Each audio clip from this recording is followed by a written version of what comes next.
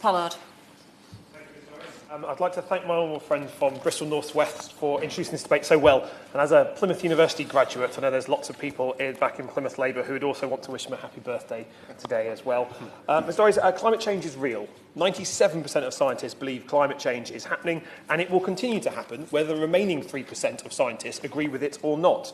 The extreme weather produced by climate change is becoming more and more commonplace, and its impact on our life more profound, obvious and inescapable. A report by Oxfam showed that between 2008 and 2016, 23.5 million people were displaced by extreme weather. If we don't wake up, this will get worse and worse. The IPCC report that my honourable friend mentioned earlier predicted that if we don't act to stop a temperature increase of above 2 degrees above pre-industrial levels, on current trajectory, we'll see a sea level rise from melting ice of up to 1 metre by 2100. That is only 80 years away. This would have caused severe coastal flooding and superstorms too easily and will flood most major western cities and submerge many low-lying islands. That means homes, roads and train lines underwater.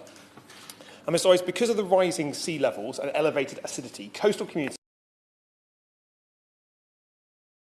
like mine in Plymouth are on the front line of climate change and extreme weather. Far too frequently, more intense, more frequent storms are battering the southwest, and a lack of investment to create proper resilience, especially in our transport links, is cutting people off in Plymouth from the rest of the country. And that's what I'd like to spend my time speaking about today, because I think it's a good example of the challenges that we must face if we are to truly mitigate the impacts of climate change and extreme weather on our own economy at home.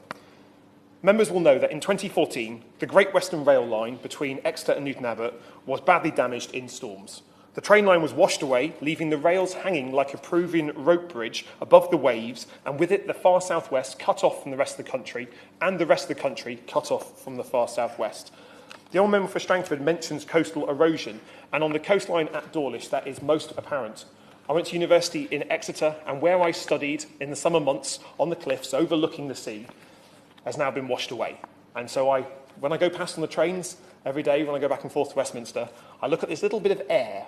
I remember that I used to study on that little bit of air because those cliffs are no longer there. The coastal erosion is real, and with it, the threat to our train line is apparent. The train line in 2014 closed for 2 months, and it affected our entire region, costing us around £1 billion in lost economic activity. This was our one and only train line, our spinal connection, our lifeline for business and leisure travel, for daily journeys, for holidays, for investment, and it exposed a gaping hole in government policy towards the far southwest, that ministers didn't care enough to find the funding that we needed to make our train line resilient from the increasing extreme weather that we are facing as a country. The former Prime Minister David Cameron came down to Dawlish in the wake of the storms and said money is no object, but to making sure this would not happen again. But last week, the train line closed. A month before, it closed again, and has closed dozens of times since that incident back in 2014. Strong winds, heavy rain, and large waves, when they crash over the seawall, affect our resilience as a train line and cut us off. It was thanks to the good work of Great Western Network rail staff that our train line is now operational and open again. But more extreme weather is going to cause more impacts on our precarious and fragile train line. I mean, the Minister will know, I'm sure, that in bad weather, when the waves crash over our train line, our cross-country trains can't get through. Because of the design of these very precious and precarious Voyager trains, when they come into contact with salt water, they short-circuit, which means that if the waves hit those trains at Dawlish, they short-circuit and block that track. It's not good enough.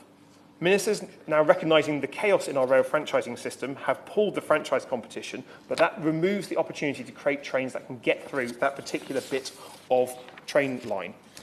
Now, Network Rail have done studies into extreme weather conditions, and their studies show that by 2065, anticipated environmental changes could result in an increase of 4 degrees in summer extreme temperatures, potentially buckling tracks, a 36% reduction in summer rainfall, but a 15% increase in winter rainfall, a 30-centimetre increase in sea level, and a 23% increase in river flows.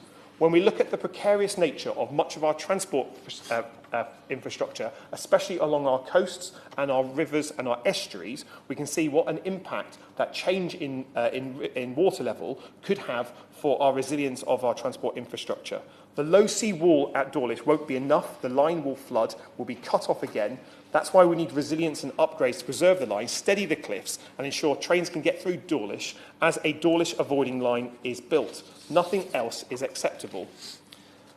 I think what we need to have now is an understanding that the lack of investment in much of our transport infrastructure, coupled with the more commonplace, frequent extreme weather that is being caused by climate change, means that we need greater focus and investment on ensuring resilience in our transport system. The Transport Secretary told me in the Chamber that the work on Dawlish was his #1 priority. But there was no money announced for Dawlish in the budget, yet again, still no money announced by ministers. And I say to the Minister, who I appreciate is not a Transport Minister, so it's perhaps a different department, that the patience of the South West is wearing thin on this area here. We know we're getting more extreme weather. We can see it year in, year out. We can see the impacts it's having on our resilience. The betrayal, the breaking of promises, the frequency of closures, the disruption, the damage to our reputation and attractiveness as a destination is down to the failure to invest and secure that proper train line. That can't go on. With climate change, we risk having more and more disruption unless ministers stop sitting on their hands, blaming others, and put their money where their mouths are and fund proper long-term resilience at Dawlish and Teignmouth in particular. I think the warnings around extreme weather sometimes can seem far distant from our shores. We can look at the extreme weather, the hurricanes, the tropical storms, the mudslides in countries far, far away, and sometimes we can think of it as something happening to other people and not to ourselves. The reality of climate change, the reality of increasing extreme weather, is that it is happening to countries far away, but also happening to us at home as well. And if we don't adjust the way that we run our country, run our economy, invest in low-carbon technologies, and fundamentally change the way our country operates, we'll see more extreme weather, not just far away, but in the UK as well. And that is something that we need to desperately avoid. Thank you. Yeah.